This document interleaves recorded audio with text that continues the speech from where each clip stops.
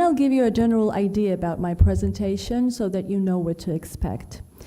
I'll tell you briefly about the contemporary situation with regard of mediation in our country today, what has been done, where we are now in this direction, and so forth. But afterwards, the most time of my presentation will be dedicated to the issue which I care the most about at the moment, this being a combination of professional skills and values under the title of self-awareness, which I see as a key secret to success, actually not only in mediation, but also in life. So, if I may start.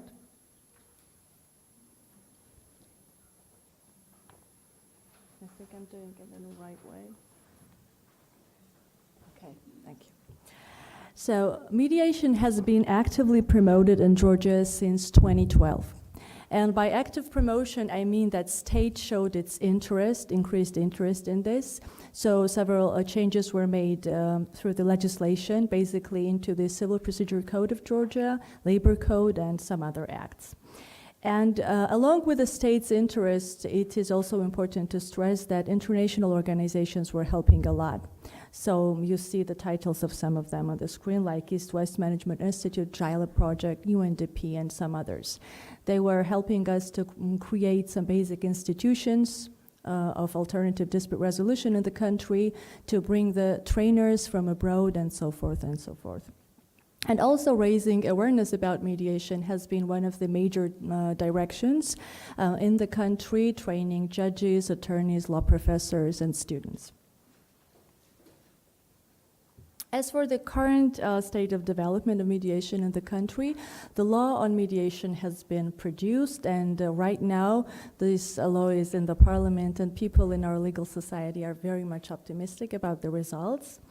Mediation associations have been created, and by associations I mean that several associations were created actually because of the variety of mediation types in our country. It was not possible to create one uniform institution, but now there are ongoing conversations about transforming all these different associations into one uniform association. The Code of Professional Conduct of Mediators has been also elaborated, and constant recruitment of mediators is increased. And by this recruitment, I specifically refer to court-annexed mandatory mediation and mediators.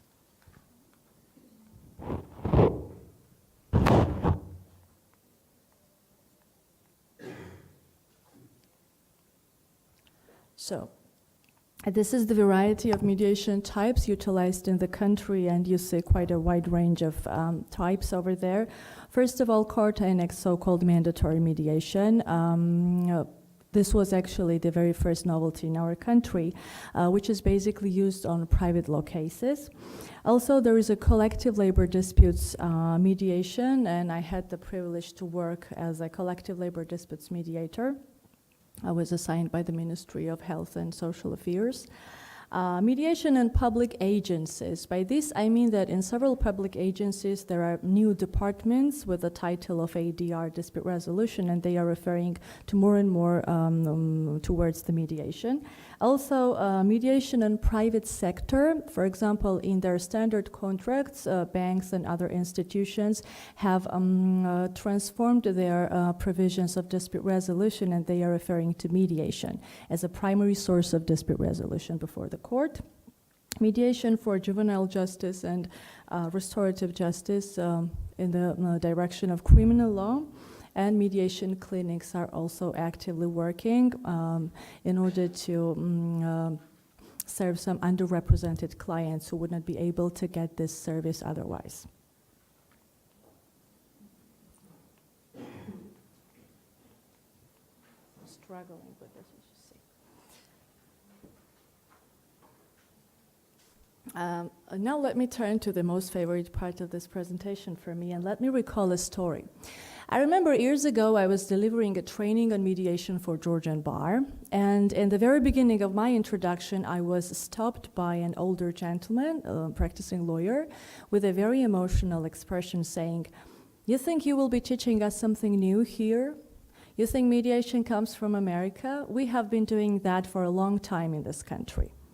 In response to him, I said I had read the book and I continued the job I was paid for at the moment, but it actually took me years to understand what it is that we've been really doing that long and whether should we be proud of that or not.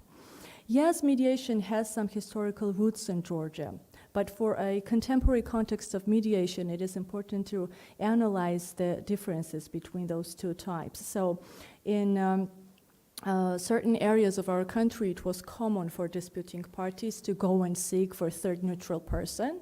And despite the fact that there are many differences between these two procedures, I will draw your attention to two basic moments here. The first thing is that when parties were referring to that third neutral person, that third neutral person would actually make a resolution over the party's case. So in other words, this wise older man with white beard would tell the parties what to do.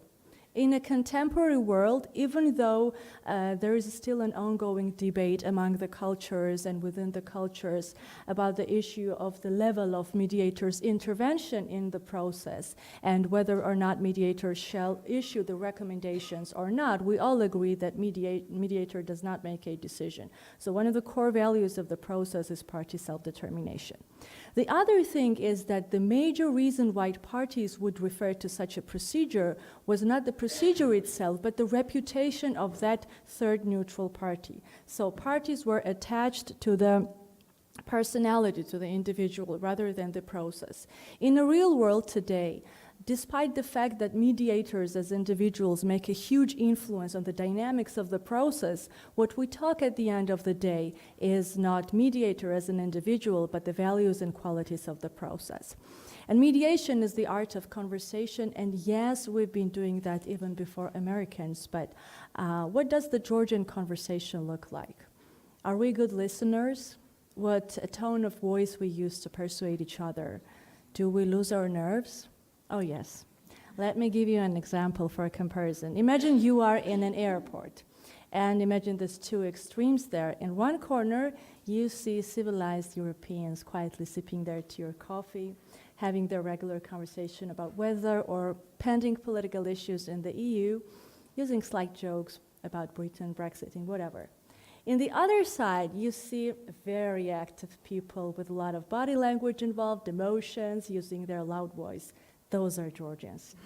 I might be stereotyping a little bit, but I remember how often I was asked by my international colleagues and friends abroad when I was having a regular conversation with my Georgian mate whether or not we were debating, when we were actually having a regular conversation about our flight bag, shopping, whatever.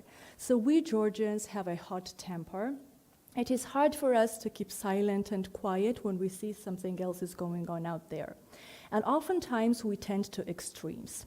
A couple of months ago, I heard our former First Lady was giving her speech at the TEDx Georgian anniversary, and it was interesting for me to hear her compare Georgian character with our geographical location. For somebody else who came from Netherlands and who had to stay in Georgia for a little while, she gave her perspective as an observer, and she said, I was always wondering why you Georgians either love someone else so much or not at all. Either you want to do something that much or not at all. And she said, I found the answer in your geographical location because you are surrounded by two extremes. You have mountains and you have the sea. And you may tell me that there are many other countries with these conditions, but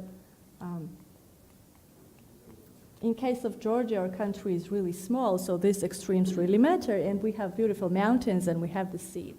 I'm not sure how precise her finding is, but it is fact that in a contemporary neuroscience, people constantly stress the influence of environment. And if it is so, we can go even further and we can say that our mentality has been shaped by our environmental conditions. Because of our beautiful mountains and the sea, we have been always the object of wars. So we had to develop the defensive mentality. And we have a saying and a joke in Georgia that the best neighbor we've ever had, let me turn to that, is Black Sea. You know why? Because Black Sea never actually conquered us. So, and we have this defensive mentality, and you can see a lot of defensive mentality in our folk songs, rhymes, and music.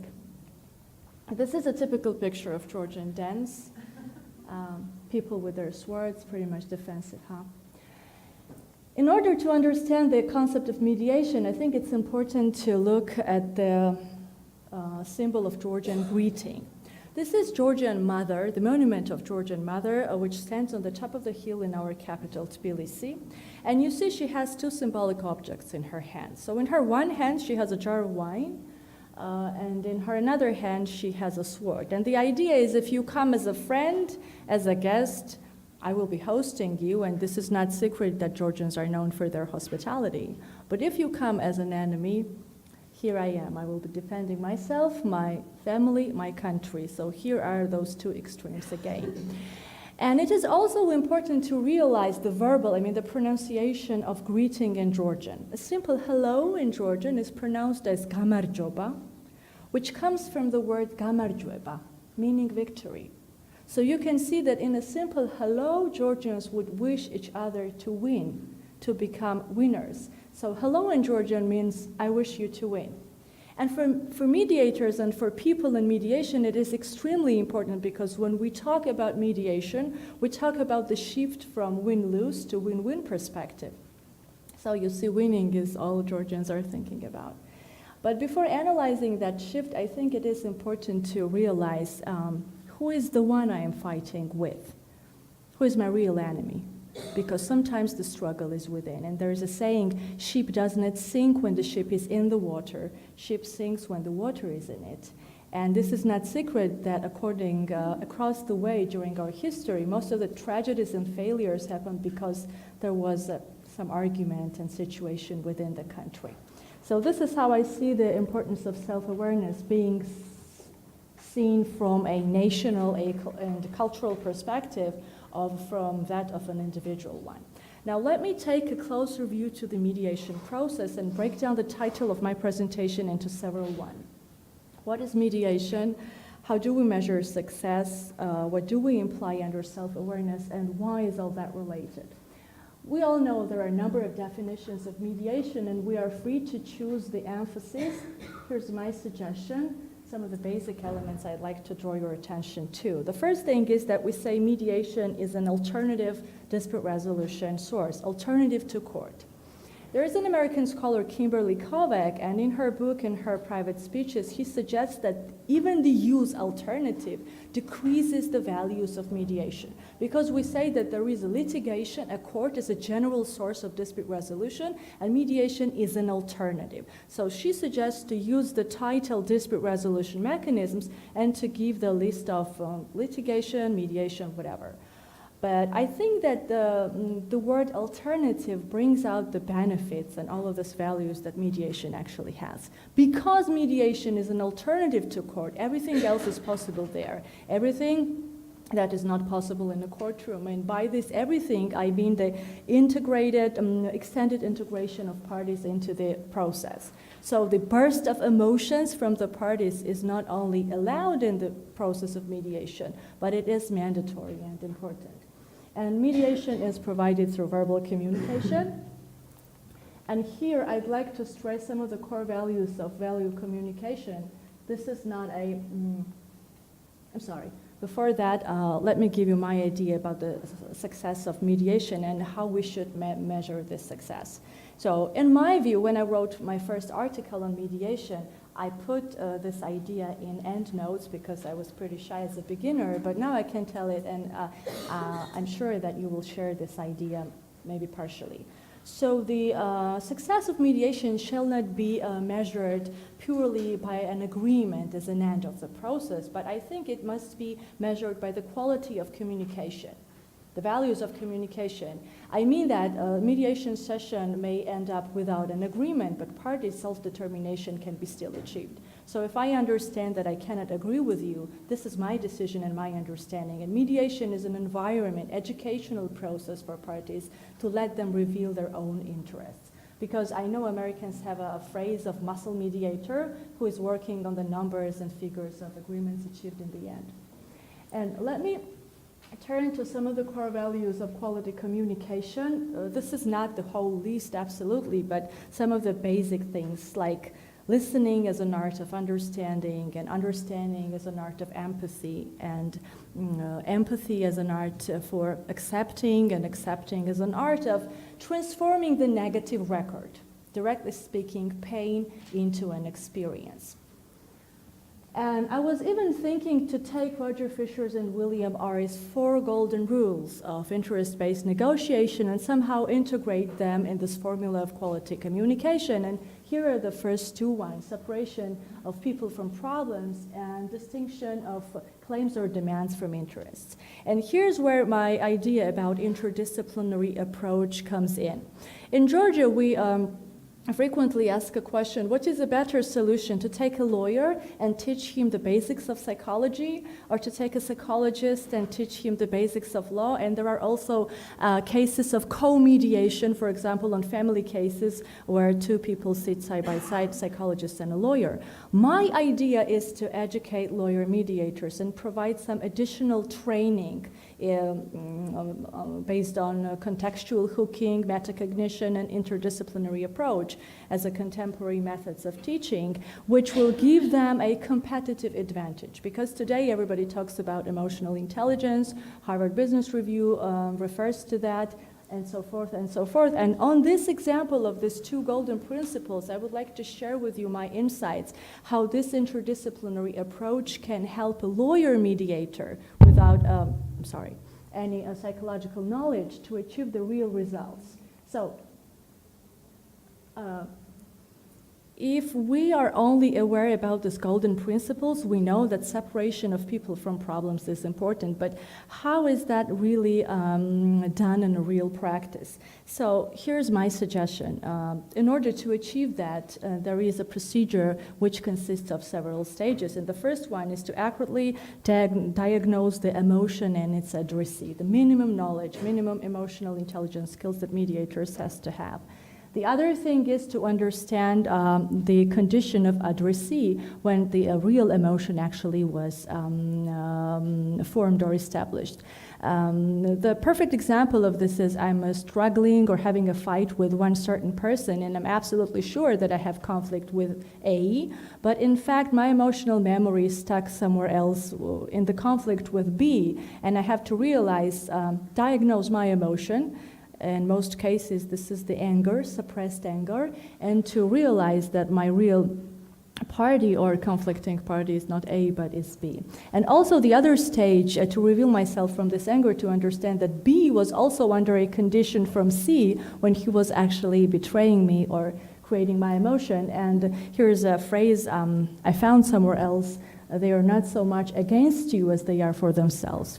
I think for total empathy, it is important to understand that a person who actually hurt me was also under a condition of being hurt by somebody else. The other principle, differentiation of claims and demands from interests, is also very interesting. And I think here's a simple formula in order to understand for parties self-determination who you are and what your real interest is. You may think about who you are not and what your real interests are not, and this is already a half step forward, I guess. So such a level of realization and deep communication with the self helps the party to rationalize the energy and resources in what the party really is seeking to achieve. So my idea is that mediation is a process where this level of self-awareness shall be provided for parties, but in order to achieve that, mediator has to have undergone through such processes himself or herself. Imagine there's a person speaking about the war who has never been at war, him or herself.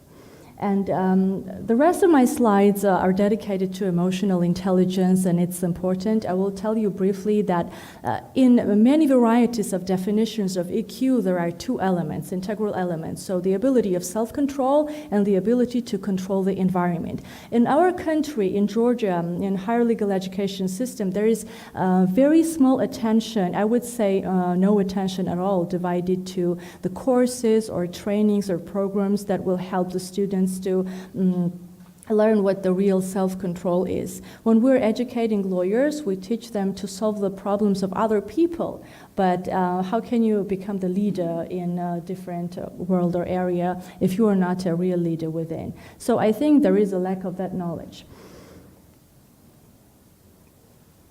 Here I talk about the sequence, so the ability of self-control has to be established, and afterwards the ability of management is important. So my idea is that the efficiency of communication with the other person rests on the ability of communicating with the self. If we go to the core of any of the conflicts, we may realize that the person is actually struggling with himself, and sometimes it really makes it clear and easier to understand.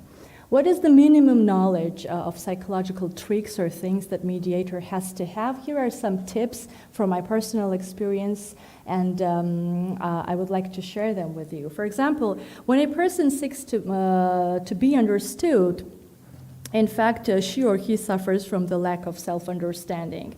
In other words, sometimes there are no real ground for conflict with the other person because the conflict the person has actually is with the self.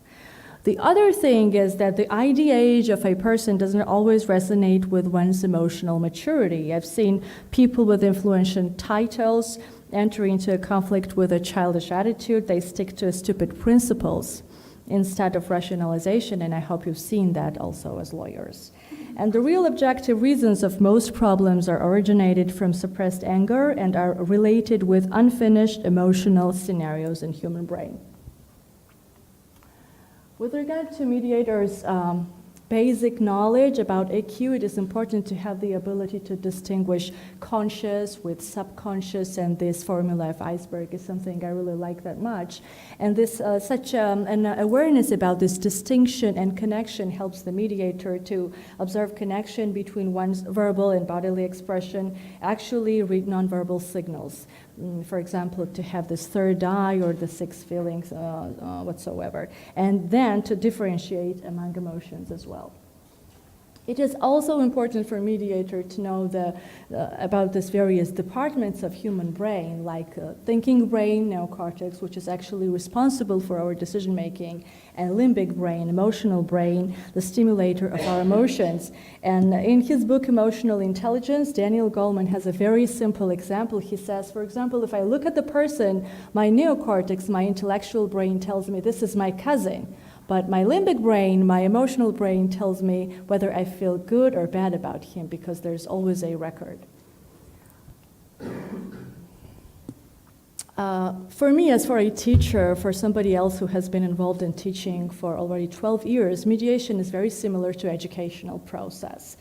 And by educational process, I mean that mediator has to create a safe, trustworthy environment to help the parties to learn about themselves. So this process is based on feeling safe, trusting the process, and the ability for people to open to learn about themselves.